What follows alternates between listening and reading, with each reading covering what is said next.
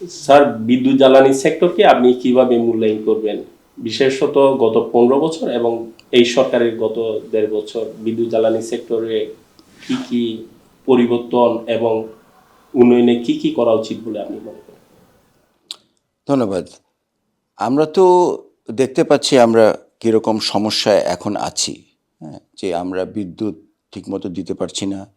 আমাদের জ্বালানি তো আরও খারাপ অবস্থা। জ্বালানি বলতে আমি গ্যাস বোঝাচ্ছি। অবস্থা অত্যন্ত সংকটময় অবস্থায় আছে। এগুলা মূলত এই গত 15 বছরের যেই শাসক ছিল তখন যেইভাবে এই সেক্টরটাকে তারা তারা হয়তো ডেভেলপ করার জন্যই চেষ্টা করেছিল। ডেভেলপ করতে গিয়ে এমন একটা পর্যায়ে এমন একটা জায়গায় নিয়ে এসেছে যে আমরা একটা সংকটাপন্ন অবস্থায় চলে গেছি। আমরা যদি লক্ষ্য করি যে এটা সংকটটা এত গভীর হয়ে গেছে যে এটা আমাদের ইকোনমিকে এখন সরাসরি এফেক্ট করছে, মেইনলি শিল্পকে। এবং শিল্পের অবস্থা অত্যন্ত নাজুক।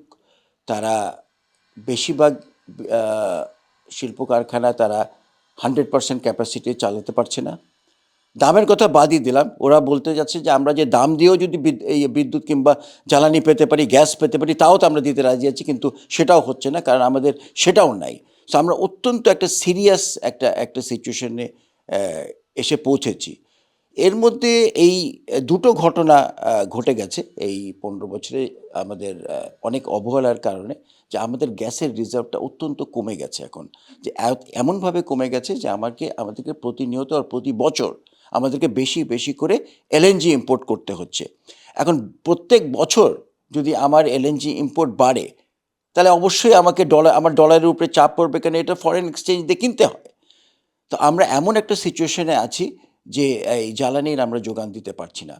পাওয়ার সেক্টরে এটা হলো একটা প্রবলেম। পাওয়ার সেক্টর আরেকটা প্রবলেম যেটা সৃষ্টি হয়েছে সেটা হচ্ছে ওভার ক্যাপাসিটি। আমাদের অ্যাকচুয়ালি আমরা যদি কষ্ট করে হয় আমরা কিন্তু 15-16 হাজার মেগাওয়াটেও আমরা ম্যানেজ করতে পারি। হ্যাঁ, আমরা রিজার্ভ মার্জিন বাদই দিলাম, একটু একটু লোডশেডিং হলো, আমরা কিন্তু 15-16 হাজার মেগা, সেখানে আমাদের ডাবল।